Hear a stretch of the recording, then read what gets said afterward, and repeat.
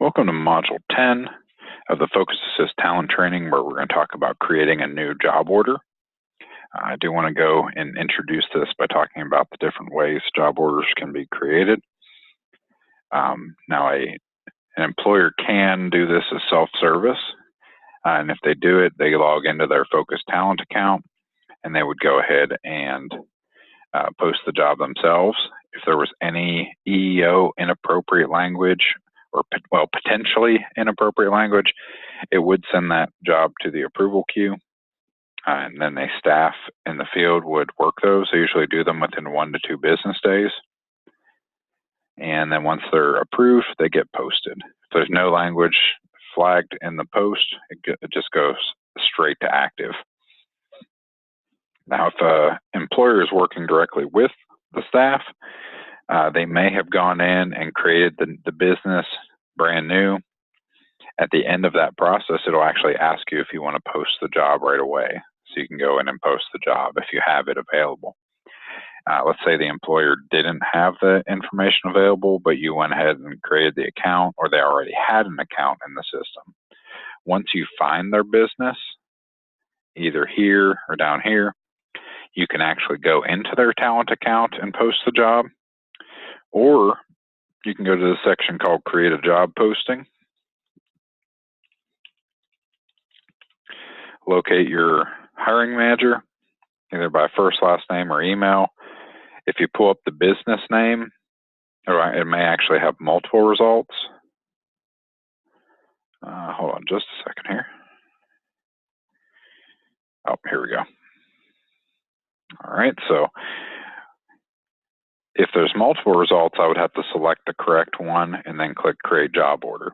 We actually do have the option to create new business and job posting down here as well, just in case it doesn't show the hiring manager that you're working with. They may not have an account in the system, which if you want it to be tied to their name and contact info, you would want to go ahead and create them a hiring manager account that is tied to that business. So I'm going to select it, and I'll hit Create Job Order.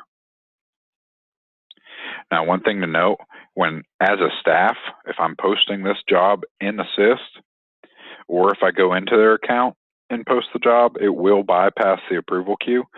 So if you are receiving the job post details from them via email or an attachment, such as a Word document, you will want to review the content there before you post it, because it will bypass the approval queue. It won't do any sort of filtering, so you will want to make sure they're not using any gender-specific job titles, any EEO inappropriate discriminatory language. So you just want to make sure you go through and vet the job post first, because you are responsible as a staff for the content that you're posting on their behalf. Now, if they're doing it themselves, it will go to the approval queue, and it will filter the post automatically if there's any language. So that's another reason you want to encourage them basically to use the system, self-service, create their account, post their jobs. That's the way it's designed. Now, if the staff needs to work with them and do it on their behalf, again, just be careful. Make sure you vet the post yourself, read through the entire text of the job post. Now, they may or may not give you the text, but they usually will give it to you so that you have all the details available. And then maybe they would add to it later. Now, we are going to go through the title and company in this first module of the job posting. So if I type a job title in, it will jump ahead. But when I hit find, it's going to actually show me the top 5 ONET codes.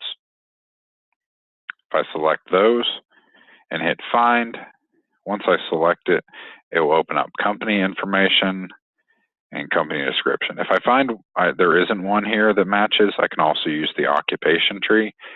These are all the different ONET codes or occupational codes. Company, if they have multiple doing business as, they would be listed here. Company description. Now make sure if you're working with the employer that they understand this is not the job description. This is a company description to tell people more about what their company is, maybe how many employees they have, where they're located, what they do, that kind of thing.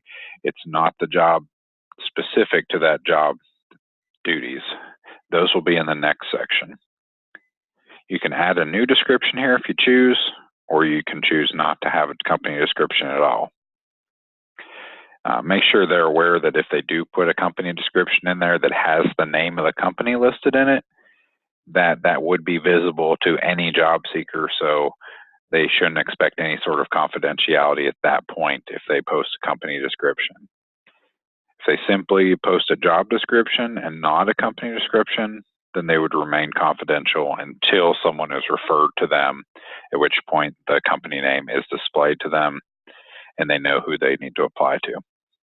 That helps with screening. Some employers don't want people contacting them outside of this referral process, which would be possible if somebody knows exactly who's posting this job. They may not apply through the system. They may end up contacting them, finding them on the yellow pages or other ways. So if the employer doesn't want to receive anybody that way, they would want to go ahead and leave this blank. Same thing with company logo. If you put that in there, obviously somebody's going to know who you are. In the next section, we are going to cover the job description. So that will be in the next module.